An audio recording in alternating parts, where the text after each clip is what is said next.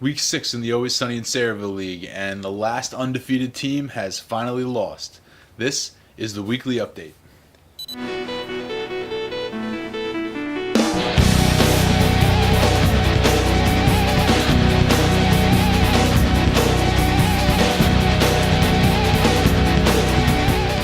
Alright, so we had a lot of close games in week 6.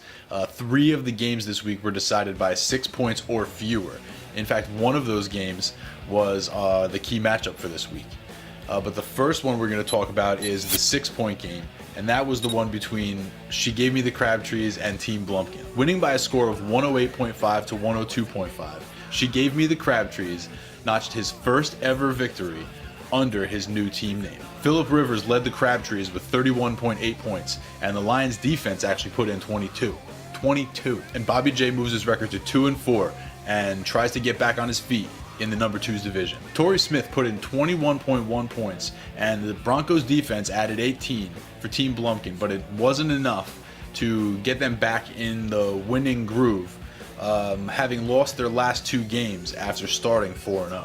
Now we move on to the 3.8 point margin of victory game, and that one was between the Open Slot and Le'Veon's Blunts. Now Le'Veon's Blunts came into this game 5-0, feeling good about himself, chest puffed out to the max, ready for action. And the Open Slot was no slouch either, having just played for the division lead against Rusty Strombone.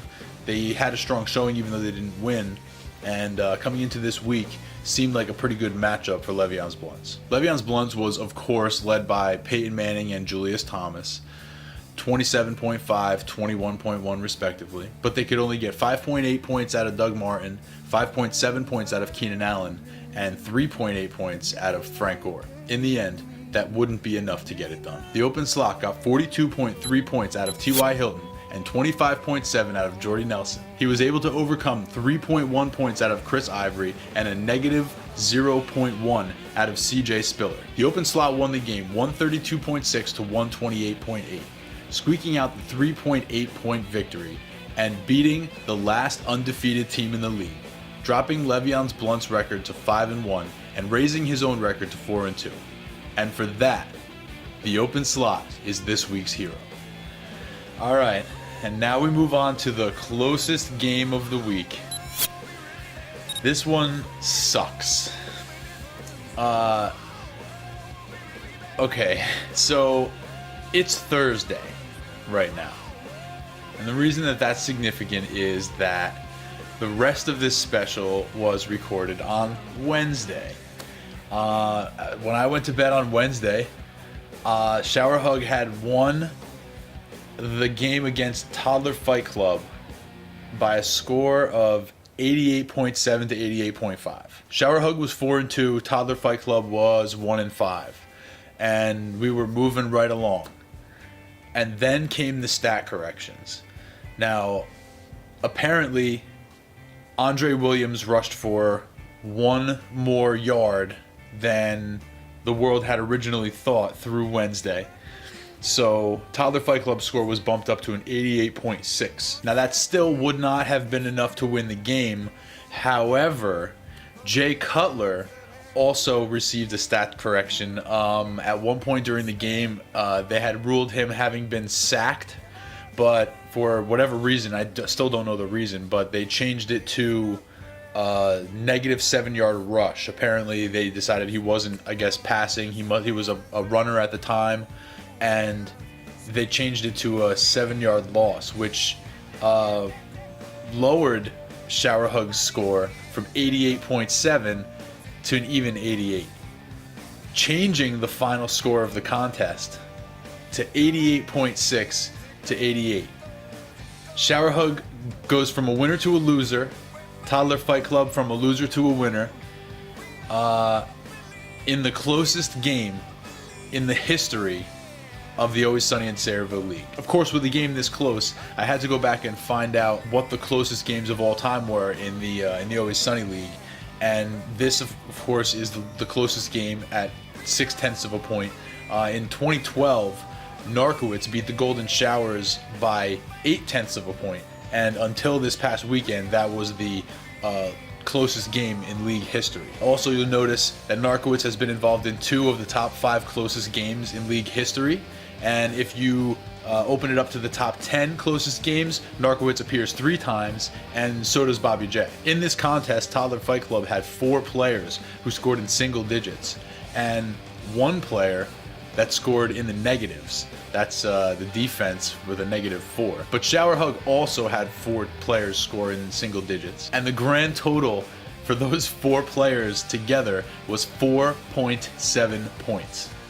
Shower Hug lost the most winnable game ever by the slimmest margin ever. They scored the lowest point total of the week, and for the first time in the history of the league, they lost a game they thought they had won because of a stat correction. And for that, Shower Hug is this week's GOAT. Alright guys, key matchups. Now I have been waiting for this one for a while. We got 3 games featuring 1 in 5 teams. All of those 1 in 5 teams are playing teams with 4 or more wins. But you don't really care about any of that stuff. The game of the week is like a second Super Bowl for me. Le'Veon's Blunts is playing against She Gave Me the Crabtrees in what can only be dubbed the Bitter Bowl. These guys do more trash talking back and forth than any 2 dudes. It's pretty horrendous. Some of the stuff these guys say to each other, I got a text message the other day that was a copy of one that was sent between these guys, and I thought it was to me. I didn't realize it was a copy, and I got really mad for like a minute until I got the rest of the text, and it said, "Is a copy of the text I got." But wow, it's great. These 2 teams play once a year. I toyed with the notion of putting them in the same division so they could play twice a year, but I think it's so much better for them to only play once a year because it's like a little mini Super Bowl right in the middle of the season. Bobby J versus Johnny Ortiz. What more can I say? So let's have a little preview of the Week 7 matchup between Le'Veon's Blunts and She Gave Me the Crabtrees. Listen up, Ortiz. It's Bobby J. Sunday, I'm going to prove that you've got the flimsiest 5-1 team in fantasy football history. Shit sipper. Just wanted to say for this matchup that basically I think that Bobby J is irrelevant. Martellus Bennett for Trent Richardson. One of the biggest busts in first-round draft history. I think he's scared. I think he's really scared. I think you're scared of me, Bobby J. I think you're trying to run away from me. I think you're trying to run away from this matchup this week. And I really think you fucking suck. And I'm calling for your fucking retirement after this week. After this year, I feel like you should retire. You fucking suck. You're almost like fucking worse than the New York Jets. Sammy Watkins for Cordarrelle Patterson. What are you thinking? Just wanted to give a shout out to Rusty Strombone for trying to put a life support for She Gave Me the Crabtrees, Bobby J. I still don't think it's gonna fucking work. I think your team is fucking useless. I think you suck. And after I beat you this week, I'm calling for your fucking retirement because you fucking suck. I've already taken down Blunkin. You're next. Looking for your retirement.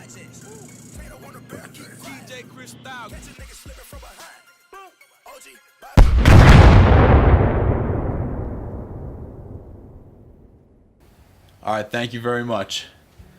So there you have it.